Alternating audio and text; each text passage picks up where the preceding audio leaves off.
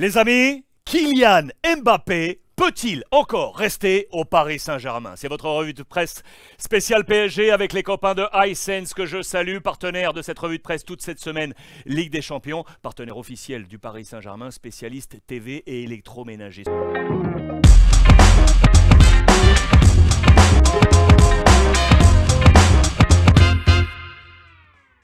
Ce titre, les amis, il n'est pas de moi. Regardez, c'est en page intérieure de ce vendredi 10 mars du quotidien national Le Parisien aujourd'hui en France. Kylian Mbappé a-t-il une bonne raison de rester? Il est encore sous contrat, on le sait, pour au moins 1 an. Avec le Paris Saint-Germain, l'attaquant français aurait bien des raisons de vouloir partir après ce nouvel échec européen face au Bayern Munich. On l'a vécu ensemble, en live, sur l'ensemble des plateformes. Il y a toutefois des motifs d'espoir de le voir prolonger son aventure dans la capitale. On nous avance plusieurs éléments. Regardez, ça c'était ce qui était annoncé en titre. On nous parle de son salaire, on nous parle de son pouvoir au sein du club, mais on nous avance que ces facteurs notamment ne suffiraient plus peut-être à sa prise de décision. On parle également d'un scepticisme sur la profondeur de l'effectif. On nous parle ainsi du niveau de recrutement et que le Paris Saint-Germain n'aurait plus le droit à l'erreur. Paris qui veut reconstruire autour de lui. On nous avance également une interrogation autour du coach, Christophe Galtier. Y a-t-il un problème d'entraîneur? C'est une interrogation qui est posée dans les colonnes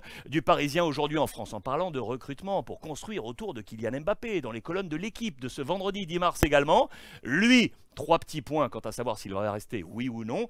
Et quels autres derrière, avec 2 principaux visages, Milan Skriniar de l'Inter et Victor Osimhen du Napoli, l'attaquant. Après cette nouvelle déconvenue, le PSG souhaite poursuivre la reconstruction de son effectif, la restructuration autour de Kylian Mbappé. Si la venue du défenseur Milan Skriniar est acquise, Victor Osimhen plus Bernardo Silva, le milieu portugais de Manchester City, sont notamment visés devant. On veut ainsi mêler jeunesse et expérience. Attention toutefois, parce que vous le savez, le Paris Saint-Germain n'aura pas les mains libres à l'été prochain. Fair play financier au-dessus de la tête de la direction sportive. D'ailleurs, cette direction, on en parle ici dans ce papier de Loïc Tanzi. Ils avaient senti le mauvais coup venir. Que ce soit la direction sportive ou les joueurs, comme Kylian Mbappé, tous avaient anticipé ces derniers mois une sortie de route rapide en Ligue des Champions en pointant les décisions venues de plus haut. Ici de dos avec Luis Campos, Nasser El Khelaifi avec un focus sur ces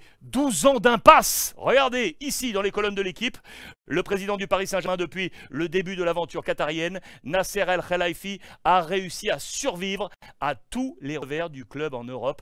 Papier signé Damien Degore, on nous parle d'un président qui exécute ce que son actionnaire exige. Et puis bien évidemment on nous parle de Christophe Galtier encore également ici. Regardez, Galtier fait comme si l'entraîneur parisien qui a traversé en interne des dernières semaines tourmentées n'est pas dupe de la fragilité de son poste après cette élimination en 8e de finale, mais il affiche un visage combatif. Va-t-il rester jusqu'au terme de l'exercice? Ça peut être une question posée du côté du Paris Saint-Germain, avec également en marge de ce sportif, quoique, regardez, il y a le problème également avancé, vous le savez, entre le club et la mairie de Paris, d'où cette photo entre le président et la maire Anne Hidalgo sur le sujet. Parc des Princes, vous le savez, le Paris Saint-Germain, avec le Qatar, veut racheter le Parc des Princes. Pour l'instant, la mairie de Paris dit non. Voilà pourquoi ce papier est avancé dans les colonnes de l'équipe.